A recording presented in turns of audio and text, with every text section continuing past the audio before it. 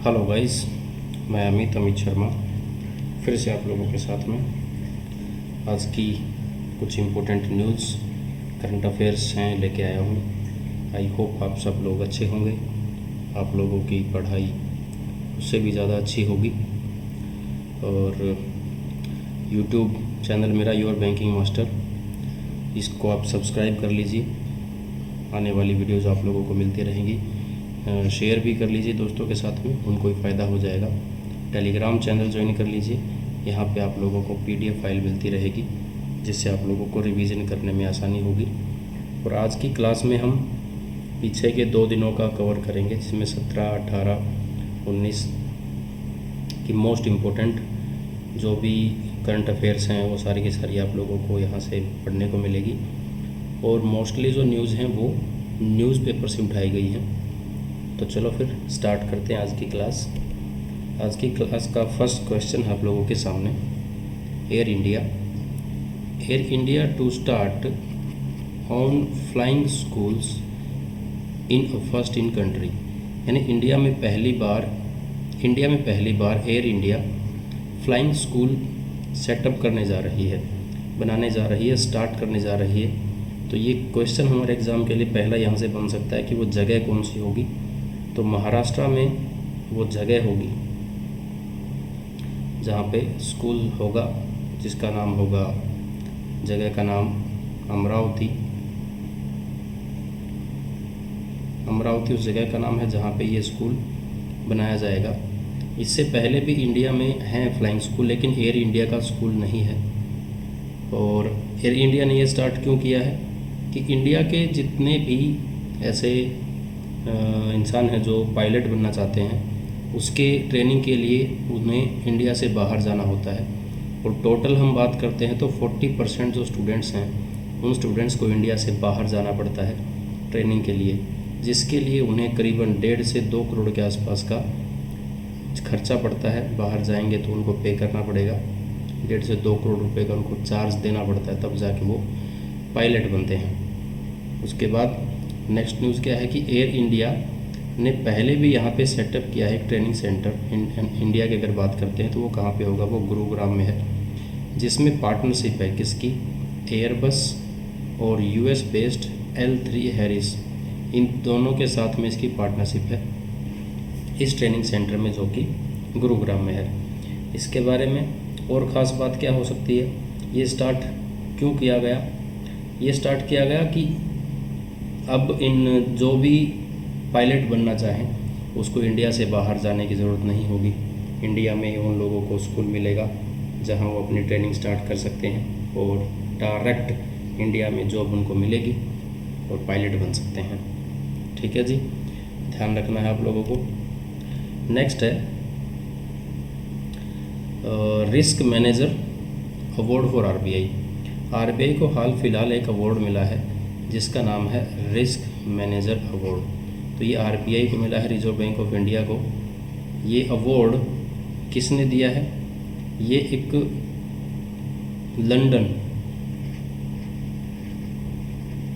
London based एक central banking organisation है, publication है, जो पब्लिश करता है ये अवार्ड। ये अवार्ड इस पब्लिकेशन ने, कौन सी पब्लिकेशन ने, पब्लिकेशन का नाम अगर आप लोग देंगे तो नाम आ जाएगा सेंट्रल बैंकिंग, जो कि लंदन बेस्ड है। इसने RBI को अवार्ड दिया है। और RBI की साइड से अगर हम बात करें तो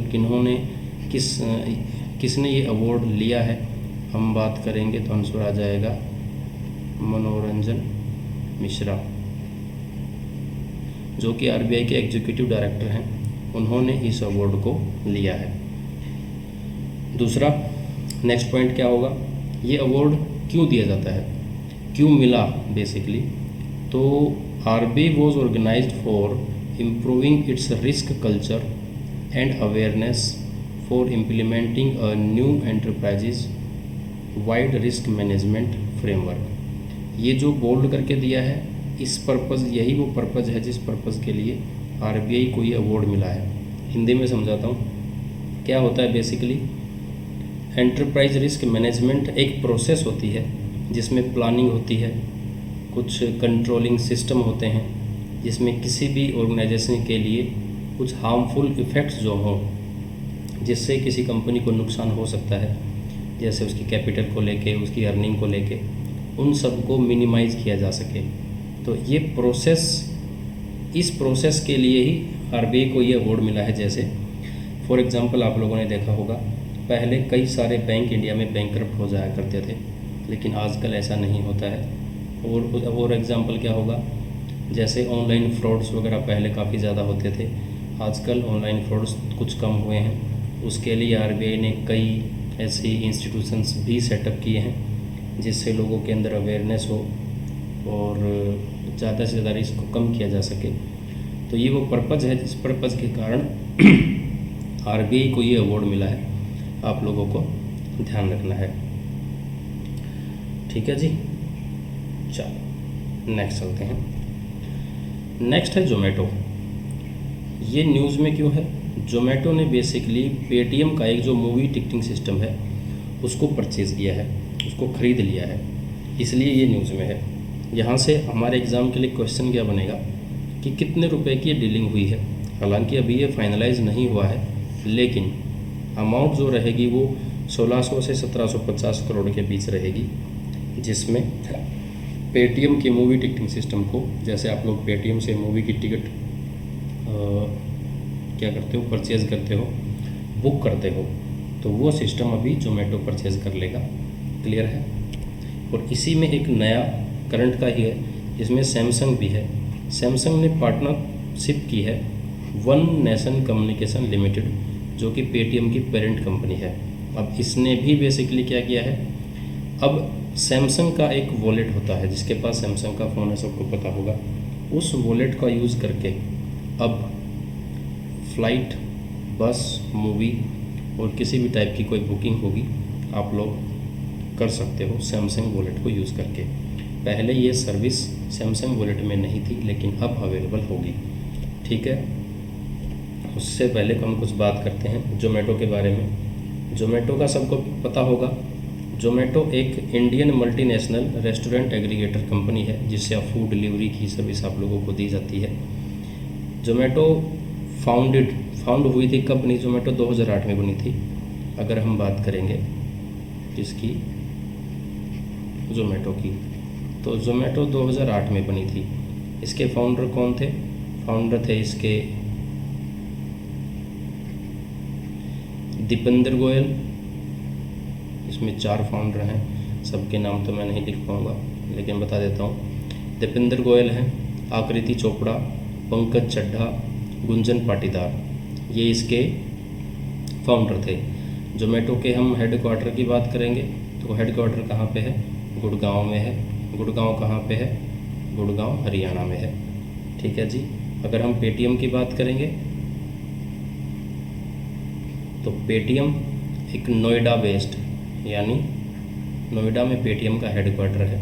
एक मल्टीनेशनल फाइनेंशियल टेक्नोलॉजी कंपनी है, सबको पता है।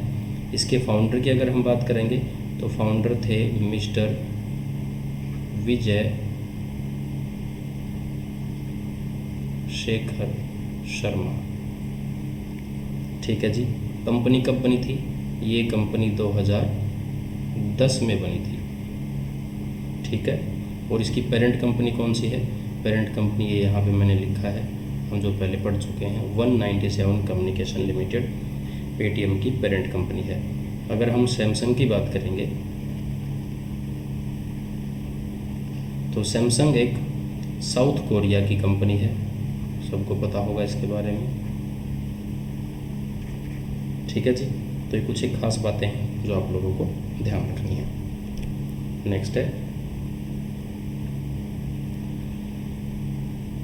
नेक्स्ट है लंदन इंटरबैंक ऑफर्ड रेट, जिसको लीबोर बोलते हैं। ये एब्रीविएशन पहले एग्जाम में काफ़ी बार पूछी जा चुकी है, आज भी आप लोगों को ध्यान रखनी है। LIBOR, London interbank offered rate. Rates are suppose to represent the cost of borrowing among the banks. Simple भाषा में समझाता हूँ। जैसे कोई कंट्री है, लीबोर की अगर हम बात करते हैं तो लंदन की बात करते हैं। जैसे लंदन एक जगह है। यहाँ पे कई सारी कंपनी हैं। फॉर एग्जांपल यहाँ पे 4 कंपनी हैं, ABCD, 4 कंपनियाँ हैं। बैंक हैं बेसिकली। क्या है? Bank. A bank, B bank, C bank and D bank. इन बैंकों के पास पैसे की कमी है। पैसे की कमी को पूरा करने के लिए वो क्या करेंगे? या तो वो अपने सेंट्रल बैंक से लोन लेंगे। ऐसा ही होता है, जैसे इंडिया के अंदर भी RBI है, उसको बैंक, इंडिया के अंदर बैंक है जैसे, उनको अगर पैसे की ज़रूरत होती है तो वो RBI से लोन लेते हैं। वैसे ही इन बैंकों को अगर पैसे की ज़रूरत है तो अपने सेंट्रल बैंक से लोन लेंगे। लोन के अलावा उनके पास एक और ऐसी चीज़ अवेलेबल है जिससे वो पैसा ले सकते हैं, उधार जैसे बोलते हैं। तो ये बैंक क्या करेंगे? चार के चारों बैंक मिलके एक ऐसी कमेटी बना लेते हैं जिसमें चारों में से अगर किसी को भी पैसे की ज़रूरत होती है तो 3 मिलके उसको पैसे दे देते हैं चौथे को, जिसके लिए एक डिसाइडेड रेट होती है। चारों मिलके डिसाइड करते हैं, उस रेट के ऊपर एक बैंक को पैसा मिल जाता है। तो ये एक प्रोसेस होती है। इसी प्रोसेस की जो रेट होती है, रेट जो फिक्स होती है, उसे कहा जाता है लंदन इंटरबैंक ऑफर्ड रेट। यानी कई सारी फाइनेंशियल कंपनी आपस में मिलके जब पैसे का लेन देन करते हैं तो उस प्रोसेस के लिए जो रेट यूज होती है उसको बोलते हैं लिबोर। क्लियर है? अब दूसरा है SOFR, SOFR stands for secured overnight financing rate. SOFR ने लिबोर को रिप्लेस किया है। मतलब जो लिबोर काम करता था वो अभी SOFR करेगा। ठीक है। नेक्स्ट पॉइंट है floating rate notes. Floating rate notes क्या होते हैं? Are fixed income security that pay a coupon determined by a reference rate which. नहीं समझ आया होगा? आया है तो अच्छी बात है, नहीं आया तो मैं समझाता हूँ सिंपल भाषा में। बॉन्ड होते हैं, क्या होंगे? बॉन्ड्स। बॉन्ड्स के ऊपर जो रेट मिलता है, इंटरेस्ट रेट, या तो वो फिक्स होगा या फिर वो फ्लोटिंग होगा। फिक्स्ड मतलब एक रेट पहले ही फिक्स हो जाता है। फॉर एग्जांपल 5%, कि अगर आप कोई बॉन्ड खरीदते हो, जैसे गवर्नमेंट ऑफ इंडिया से कोई बॉन्ड बैंक से आप कोई बॉन्ड लेते हो, तो उसके ऊपर आप लोगों को 5% का इंटरेस्ट मिलेगा। फ्लोटिंग एक ऐसा रेट होगा जो टाइम टू टाइम आप लोगों का चेंज होता रहेगा। जैसे इनिशियली आप लोगों को अगर वो 5% दे रहा है, हो सकता है वो फ्यूचर में 6% हो जाए, या हो सकता है वो फ्यूचर में 4% हो जाए। तो ऐसी जो रेट होती है उसको फ्लोटिंग रेट नोट्स बोलते हैं। क्लियर है? ये एक मोटा मोटा मैंने आप लोगों को बताया है, ध्यान रखना, क्योंकि इसकी जो हम न्यूज़ पढ़ने वाले हैं वो इसी पे बेस है। जैसे कि आप लोगों के सामने है, state bank of India has conducted the issuance of $100 million foreign bonds, जो कि कहाँ पे इशू करेगा? लंदन की ब्रांच में। मतलब SBI अपनी लंदन की ब्रांच में $100 मिलियन के फॉरेन बॉन्ड्स इशू करने जा रहा है। ठीक है जी। जिसके ऊपर टाइम पीरियड की बात करेंगे तो इन बॉन्ड्स का टाइम पीरियड कितना होगा? 3 साल का होगा। और यहाँ पे जो इंटरेस्ट रेट होगी वो SOFR यानी जो एक फिक्स्ड डिसाइडेड रेट होगी, वो उसके प्लस में 95 बेसिस पॉइंट्स भी प्लस कर दिए जाएंगे। ये टोटल वहाँ की रेट हो जाएगी जिसके ऊपर ये बॉन्ड आप लोग परचेज कर सकते हो। तो ये थी करंट की न्यूज़। SBI के बारे में बात करेंगे। आप लोगों को पता है हेडक्वार्टर कहाँ पे है? मुंबई में। और इसके चेयरमैन कौन है? दिनेश कुमार खारा। ये आप लोगों को ध्यान रखना है। ठीक है जी। चलो नेक्स्ट चलते हैं। ये रहा नेक्स्ट क्वेश्चन। गर्मी को रखी है। नेक्स्ट क्वेश्चन आप लोगों के सामने। कर्नाटका बैंक, KBL जिसको बोलते हैं, कर्नाटका बैंक लिमिटेड, उसने हाल फिलहाल एक स्पेशल सेविंग अकाउंट लॉन्च किया है। किसके लिए? सीनियर सिटीजन्स के लिए। और उस अकाउंट का नाम क्या है? KBL wise. तो क्वेश्चन एग्जाम के लिए बनेगा, कर्नाटका बैंक ने सीनियर सिटीजन्स के लिए सेविंग अकाउंट किस नाम से लॉन्च किया है, तो आप लोग आंसर देंगे KBL वाइज। ठीक है जी। अच्छा, ये है मिस्टर श्री कृष्णन हरिहर शर्मा, जो कि KBL के MD एंड CEO हैं। इन्होंने ही इस अकाउंट को लॉन्च किया है। किसके लिए था ये? Designed specially to cater the needs of senior citizens regarding banking, health care और वेलनेस, इन सब सर्विसेज के लिए इसको लॉन्च किया गया था। इसमें बेसिकली है क्या, 2 टाइप के स्पेशल अकाउंट ओपन किए गए हैं, जिसमें फर्स्ट है अकाउंट का नाम KBL वाइज सिग्नेचर, जो कि एक रेगुलर फॉर्मेट का अकाउंट है, जिसमें बेसिक सी सर्विसेज मिलती हैं। दूसरा अकाउंट है वाइज एडवांटेज, जिसमें जो एक प्रीमियम फॉर्मेट है। Excuse me, sorry. ठीक है जी, प्रीमियम फॉर्मेट होगा, जिसमें कई टाइप की स्पेशल सर्विसेज मिलेंगी। और इन अकाउंट्स में सर्विसेज क्या क्या मिल सकती हैं अगर आप अकाउंट ओपन होगा तो? जैसे यहाँ पे हेल्थ इंश्योरेंस में मिलेगा 10 लाख रुपए तक का, जिसके लिए KBL ने गुड़गांव बेस्ड एक केयर हेल्थ इंश्योरेंस कंपनी है, उसके साथ में टाई अप किया है। दूसरा मेडीबडी कंपनी के साथ में टाई अप किया है। इन 2 कंपनी के साथ में KBL बैंक ने टाई अप किया है, जो कि 10 लाख रुपए का इंश्योरेंस, हेल्थ इंश्योरेंस मिलेगा।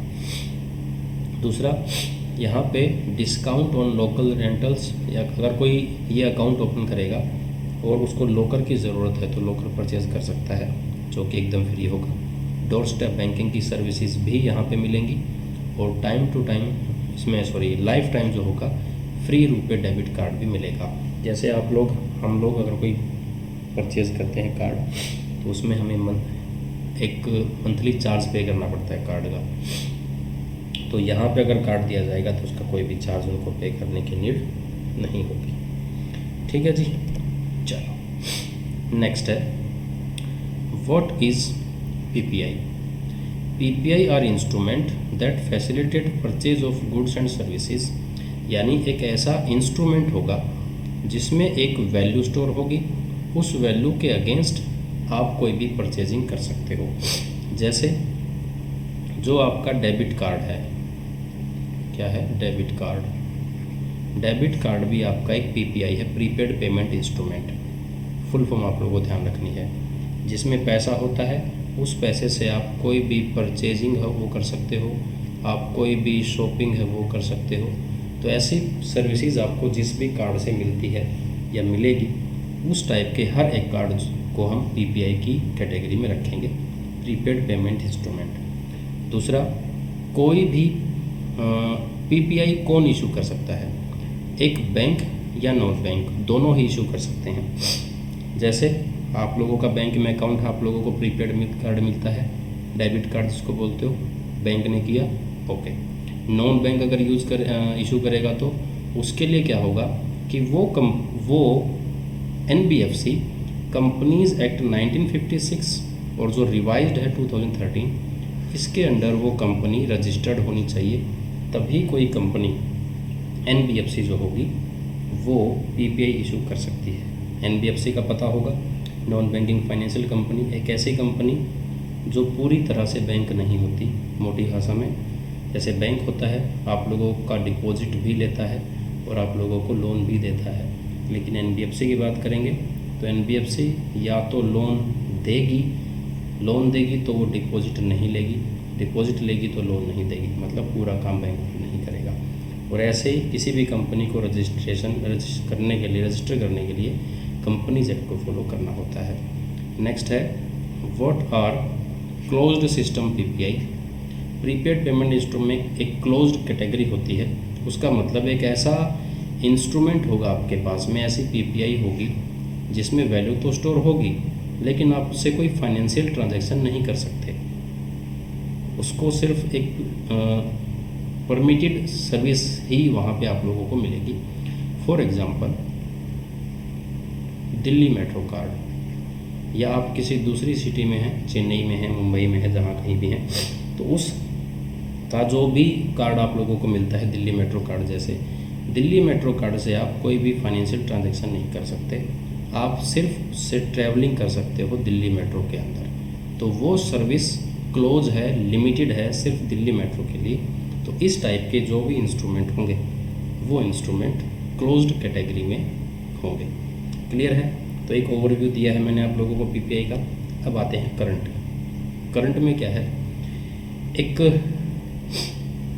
नियो बैंकिंग स्टार्टअप जिसका नाम है जुपिटर मनी, उसको हाल फिलहाल में आरबीआई से लाइसेंस मिला है पीपीआई इशू करने का। यानी अभी जुपिटर मनी है, जुपिटर मनी आप लोगों को पीपीआई की सर्विस देगी।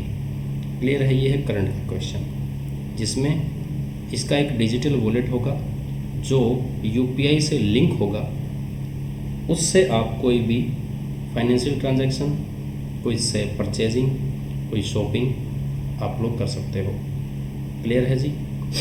ठीक है। नेक्स्ट इसमें क्या बात है, खास बात, जुपिटर कंपनी का फेडरल बैंक के साथ में, जिसका हेडक्वार्टर केरला के अलुवा में है, और सीएसबी यानी कैथोलिक सिरियन बैंक के साथ में, दोनों के साथ में टाई अप है, जिससे वो एक डिजिटल सेविंग अकाउंट अपने कस्टमर्स को प्रोवाइड करवा रहा है। यानी जुपिटर एक ऐसी कंपनी है जो आप लोगों को डिजिटल सेविंग अकाउंट दे रही है, उसकी फिजिकल ब्रांचेज नहीं हैं। इस सर्विस को देने के लिए जुपिटर ने किस बैंकों के साथ टाई अप किया है? फर्स्ट रहेगा फेडरल बैंक, सेकंड रहेगा Catholic Syrian bank. Federal bank का हेडक्वार्टर का रहेगा अलुवा केरला के अंदर, और कैथोलिक सिरियन बैंक का कहाँ पे रहेगा? थ्रिसुर केरला के अंदर। दोनों के दोनों प्राइवेट बैंक हैं। ठीक है जी। जुपिटर की अगर आप लोग बात करोगे तो जुपिटर मनी के सीईओ कौन है? जितेंद्र गुप्ता। ये कंपनी 2019 में बनी थी और हेडक्वार्टर इसका मुंबई में है। ठीक है जी। चलो नेक्स्ट है, India is set to become the 6th country to have its own deep sea mission. यानी इंडिया 6ठी कंट्री बन गई है वर्ल्ड के अंदर जिसका खुद का एक डीप सी मिशन है। डीप सी मतलब क्या? ये एक ऐसा मिशन है जिस मिशन के अंदर ऐसी खोजें होंगी समुद्र के अंदर की गहराई तक, ज़मीन तक जाने की, जैसे कई टाइप के एक्सप्लोरेशन हो सकते हैं। फॉर एग्जांपल न्यू स्पेसीज वगैरह, जैसे कई बार आप लोग देखते हैं कोई नए नए प्रजातियां जीव जंतुओं की निकल के सामने आ जाती हैं। कई टाइप की वनस्पति होती हैं, जीवों की खोज जैसे बोलते हैं, और मरीन डाइवर्सिटी, बायोडाइवर्सिटी जो होती है, उस टाइप की खोज करने में अब आसानी होगी। समुद्र के अंदर क्या है उसे समझने की आसानी होगी, अंदर क्या घटनाएं होती हैं, क्यों होती हैं, उनका कारण क्या है, उन सब चीज़ों को समझने में अब आसानी होगी, जिससे समुद्र के अंदर कुछ नए नए पहलू हैं उन सब को पता लगाने में आसानी होगी। ये सब चीज़ें हैं। इन सब के लिए एक मिशन, डीप सी मिशन जिसका नाम दिया गया है, लॉन्च किया गया है, जिसके अकॉर्डिंग इंडिया वर्ल्ड की 6th कंट्री बन गई है। और ये जो आप लोगों को एक कैप्सूल दिखाई दे रहा है, ये कैप्सूल बेसिकली वो सबमरीन कहेंगे हम इसका, जो कि जिसमें बैठ के जो साइंटिस्ट हैं वो अंदर जाएंगे और अंदर का हाल चाल देखेंगे क्या है अंदर। और इसका जो नाम है वो मत्स्य 6000। इसके बारे में मैं आप लोगों को आगे बताता हूँ। जैसे इंडिया का जो Indian institute of ocean technology है, उसने डेवलप किया है एक यान जिसका नाम रखा गया है मत्स्ययान 600, जिसका मतलब है कि ये यान, ये सबमरीन 6000 मीटर की गहराई तक समुद्र के अंदर जा सकती है। ठीक है। और इतनी गहराई तक जाएगी तो उसके ऊपर दबाव भी काफ़ी होगा, एक्सट्रीम प्रेशर होगा उसके ऊपर। उस प्रेशर को झेलने के लिए ये टाइटेनियम से इसको बनाया गया है, जिसको बोला गया है टाइटेनियम हब। और इसको बनाने में किसने हेल्प की है? इसरो ने। तो ये भी आप लोगों को ध्यान रखना है कि मत्स्ययान 6000 को बनाने में Indian institute of ocean technology की हेल्प किसने की? आप लोग आंसर देंगे इसरो ने। ठीक है जी। दूसरा, the first phase of the mission is likely to be completed by September 2024। यानी सितंबर 2024 में ये मिशन स्टार्ट हो जाएगा। इसको लेके लोग समुद्र में चले जाएंगे। हम नेक्स्ट बात करते हैं national institute of ocean technology की। तो ये एस्टेब्लिश हुआ था नवंबर 1993 में। कौन सी मिनिस्ट्री के अंदर आता है? तो ये ministry of earth sciences in India के अंडर इसको ऑपरेट किया जाता है। हेडक्वार्टर कहाँ पे है? चेन्नई में। ये सारी की सारी बातें आप लोगों को ध्यान रखनी है, ठीक है जी। चलो नेक्स्ट चलते हैं। एक मिशन लॉन्च किया गया है जिसका नाम है निश्चय। किसने लॉन्च किया है? पंजाब पुलिस ने लॉन्च किया है। ये है क्या बेसिकली? इस मिशन का जो मुख्य उद्देश्य है वो नशीली दवाओं जैसे ड्रग्स जो होती है उसके खतरे को रोकने के लिए एक लोकल कम्युनिटी पार्टिसिपेशन के लिए एक ये मिशन लॉन्च किया गया है, जिसमें सब लोगों की भागीदारी होगी लोकेलिटी में। और ड्रग्स जो पंजाब में काफ़ी ज़्यादा यूज़ होता है उसके यूज़ को कर्व करने के लिए, कम करने के लिए, बंद करने के लिए ये एक मिशन लॉन्च किया गया है पंजाब पुलिस के द्वारा, जो कि 1 हफ्ता चलेगा। कब से? ये 15 जून से स्टार्ट हो चुका है। कब तक चलेगा? 21 जून तक। और इसमें कौन कौन इसके लिए जो हैं हिस्सेदार हैं, भाग लिया है सबने मिलके? तो बॉर्डर्स सिक्योरिटी फोर्स BSF है, और गांव की जो लोकल डिफेंस कमेटी होती हैं वो सब मिलके पंजाब पुलिस के साथ में ड्रग्स के यूज को कम करने के लिए अवेयरनेस फैलाएंगे बेसिकली, ठीक है। और ये कहाँ पे लॉन्च किया गया है? फाजिल्का डिस्ट्रिक्ट में लॉन्च किया गया है। फाजिल्का डिस्ट्रिक्ट में ही लॉन्च किया गया। इसका मुख्य उद्देश्य क्या हो सकता है? जैसे आपने कई बार देखा होगा पाकिस्तान के बॉर्डर के साथ में कई बार ड्रोन होते हैं। ड्रोन को हमारी BSF जो है वो मार गिराती है, बहुत बार देखा होगा। तो उन ड्रोन से इंडिया के अंदर क्या होता है? ड्रग्स सप्लाई होता है। और फाजिल्का जो डिस्ट्रिक्ट है वो पाकिस्तान के साथ में सीमा लगती है इसकी, और फाजिल्का की जो सीमा है वो 108 किलोमीटर की लगती है पाकिस्तान के साथ में। यानी मतलब काफ़ी लंबा चौड़ा एरिया है जहाँ से ड्रग्स की तस्करी होने की काफ़ी उम्मीदें रहती हैं और होती भी है बेसिकली। उसी चीज़ को रोकने के लिए ये सब मिशन लॉन्च किया गया है, ठीक है जी। आप लोगों को ये सारे पॉइंट ध्यान रखने हैं। चलते हैं नेक्स्ट आप लोगों के सामने वाइस प्रेसिडेंट जगदीप धनखड़, उन्होंने इनैगोरेट किया है प्रेरणा स्थल। कहाँ पे? पार्लियामेंट के प्रेमाइसेस में प्रेरणा स्थल का इनैगोरेशन हुआ है। किसने किया है? जगदीप धनखड़ ने किया है। धनखड़ ने किया है धड़कन बोल दिया मैंने। अभी आप लोगों ने एक सुना होगा मुद्दा, जब चुनाव थे उस टाइम राहुल गांधी बोलता था कि महात्मा गांधी जो आप लोगों के सामने दिखाई दे रहे हैं, इनकी प्रतिमा, इनके स्टैचू को उखाड़ के दूसरी जगह लगा दिया गया है। आई एम श्योर आप लोगों ने ये सुना होगा। तो ये वही मामला है जिसमें क्या था कि गवर्नमेंट ने जो पार्लियामेंट कॉम्प्लेक्स है उसमें एक स्पेशल ऐसी जगह बना दी है फ्रीडम फाइटर्स के लिए, जहाँ पे उनके स्टैचू को रख दिया गया है। पहले ये स्टैचू अलग अलग जगह पे थे, अब इन स्टैचूज़ को एक ही जगह पर रख दिया गया है। ये इसीलिए न्यूज़ में था, बात करते थे लोग, कांग्रेस वाले ही बोल रहे थे कि महात्मा गांधी की तस्वीर को यहाँ से नहीं उठाना चाहिए था, स्टैचू को। वहाँ पे लोग जैसे क्या बोलते हैं, आंदोलन वगैरह इस टाइप से, जैसे इन लोगों को कोई कई बार ऐसा होता था कि पार्लियामेंट से निकाल दिया जाता था, तो ये नारेबाजी करते थे यहाँ जाके, इस तस्वीर के नीचे जाके बैठ के ये बोलते, उनके चरणों में जाके हम नारेबाजी करते थे। अब उनको वहाँ से हटा दिया तो हम कहाँ जाएंगे? तो इनको पार्लियामेंट के ही एरिया में एक जगह है स्पेशल, वहाँ रख दिया गया। तो जितने भी फ्रीडम फाइटर्स हैं सबकी प्रतिमाएं वहाँ पे रख दी गई हैं। और इसका जो मेन पर्पस बताया जा रहा है एक जगह पे स्थापित करने का, रखने का, उसमें क्या कि जो भी यहाँ पर घूमने वाले लोग आते हैं, आगंतुक जिसको बोलते हैं, इन सब महान नेताओं को अपना सम्मान दे सकें एक ही जगह पर, इसलिए इन सबको एक जगह पे इकट्ठा किया गया है। तो ये इसका मेन रीज़न था उखाड़ने का, ठीक है जी। आप लोगों को ध्यान रखना है, ठीक है। चलो नेक्स्ट चलते हैं।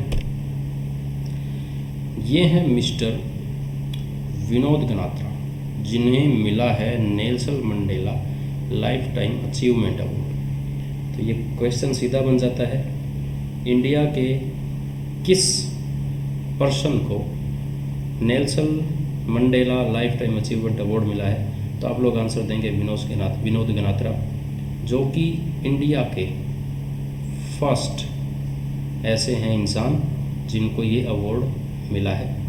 और नेल्सन मंडेला अवार्ड हर 5 साल में, कितने 5 इयर्स में दिया जाता है, जिसमें एक मेल होता है और एक फीमेल होती है। एक मेल और फीमेल को हर 5 साल में कई अलग अलग क्षेत्रों में दिया जाता है, कई अलग अलग फील्ड में दिया जाता है। जैसे कई लोग क्या बोलते हैं, जैसे मानवता के लिए समर्पित होते हैं, मेल मिलाप, सामाजिक न्याय, सामाजिक सामंजस्य, इस टाइप के जो क्षेत्र होते हैं उन कई अलग अलग जगह में क्षेत्रों में ये मिलता है। और अगर हम बात करते हैं विनोद गनात्रा जी की, तो इनको टोटल 36 नेशनल और इंटरनेशनल अवार्ड मिल चुके हैं। फिल्म इंडस्ट्री से हैं, ये बात आप लोगों को ध्यान रखनी है। ये फिल्म मेकर हैं, डायरेक्टर हैं बेसिकली, जिनको फ़िलहाल ये अवार्ड मिला है। ठीक है जी, चलो नेक्स्ट है, एक बुक है जिसका नाम है अ fly on the RBI wall. इस बुक के राइटर आप लोगों से पूछा जाए तो आप लोग आंसर देंगे अल्पना किल्लावाला। ये हैं वो लेडी जिन्होंने इस बुक को लिखा है। ये बुक में है क्या, अगर हम बात करें तो इन्होंने RBI में करीबन 25 साल नौकरी की है और उस 25 साल में इन्होंने बहुत कुछ देखा। जैसे 1990 का जो स्कैम हुआ था, कौन सा, हर्षद मेहता, आप लोगों ने मूवी भी देखी होगी, बुल, पता है, देखी होगी, जिसमें 2 अलग अलग मूवी बनी है। एक तो उसमें अभिषेक बच्चन है और दूसरी मूवी में गुजरात का एक हीरो है, आई डोंट नो उसका नाम क्या है। तो हर्षद मेहता का जो 1990 का जो स्कैम हुआ था, वो स्कैम भी इन्होंने देखा था। और उन स्कैम से उभरने के लिए या इस टाइप के स्कैम्स को रोकने के लिए RBI ने क्या क्या कदम उठाए हैं, इस टाइप की कई सारी बातें इस बुक में लिखी हैं, जिस बुक का नाम है अ fly on the RBI wall. तो ये बुक आप लोगों को ध्यान रखनी है, जिसकी राइटर हैं अल्पना किल्लावाला। ठीक है जी, ओके। चलो नेक्स्ट है 10th international day of yoga 2024 का कहाँ पे होगा? श्रीनगर में मनाया जाएगा। तो इस साल का 10वां इंटरनेशनल योगा डे कहाँ पे ऑर्गेनाइज किया जा रहा है? श्रीनगर के अंदर। दूसरा क्वेश्चन हमारे एग्ज़ाम के लिए बनेगा, इसकी थीम क्या है? थीम होगी yoga for self and society. Yoga day कब मनाया जाता है? 21 जून को मनाया जाता है। और अब की बार ये श्रीनगर में मनाया जाएगा, तो उस जगह का नाम भी आप लोगों को याद होना चाहिए। जगह का नाम रहेगा शेर-ए-कश्मीर इंटरनेशनल कॉन्फ्रेंस सेंटर, जो कि श्रीनगर में है। यहाँ पे इसको ऑर्गेनाइज़ किया जाएगा। 10 साल से मनाया, 10वां है तो 10 साल से मनाया जा रहा है। इसमें कई सारे गिनीज वर्ल्ड रिकॉर्ड भी बने हैं। जैसे 2015 में जब ये मनाया गया था, तो उस टाइम टोटल 35,985 लोगों ने परफॉर्म किया था योगा एक साथ। और ये कहाँ पे हुआ था? ये राजपथ पे हुआ था। ठीक है, तो ऐसे कई सारे रिकॉर्ड बने हैं। दूसरा, इसके लिए क्वेश्चन हमारे एग्ज़ाम के लिए बन सकता है कि इसके लिए यूनियन मिनिस्टर कौन है? तो इसके लिए यूनियन मिनिस्टर फॉर स्टेट, जो इनके पास स्वतंत्र प्रभार है, उनका नाम रहेगा प्रताप राव जाधव। तो मिस्टर प्रताप राव जाधव जो है वो minister of state for Ayush हैं। ये बात आप लोगों को ध्यान रखनी है। ठीक है जी। दूसरा खास पॉइंट यहाँ से एक और बन सकता है, जैसे यूनाइटेड नेशन ने योगा डे को इसके लिए हम क्या वर्ड यूज़ करेंगे, डिक्लेयर किया था, डिक्लेयर कर दिया था कि 21 जून को हर साल इंटरनेशनल योगा डे मनाया जाएगा। तो ये किसने किया था? यूएन ने किया था। ईयर पूछा जाए तो ये किया गया था दिसंबर 2014, यानी दिसंबर 2014 में यूएन ने 21 जून को इंटरनेशनल योगा डे डिक्लेयर किया था कि अब से हर साल इंटरनेशनल योगा डे मनाया जाएगा। ठीक है जी, तो ये कुछ खास बातें थी इसके बारे में जो हम लोगों ने पढ़ी। आई होप आप लोगों को समझ आई होगी। तो आज के लिए मेरी साइड से इतना ही है, मिलेंगे हम नेक्स्ट वीडियो में। जाने से पहले थैंक्स, आप लोगों ने मेरी वीडियो देखी। वीडियो को शेयर कर लीजिए दोस्तों के साथ में, चैनल को सब्सक्राइब कर लीजिए, टेलीग्राम चैनल को भी ज्वाइन कर लीजिए।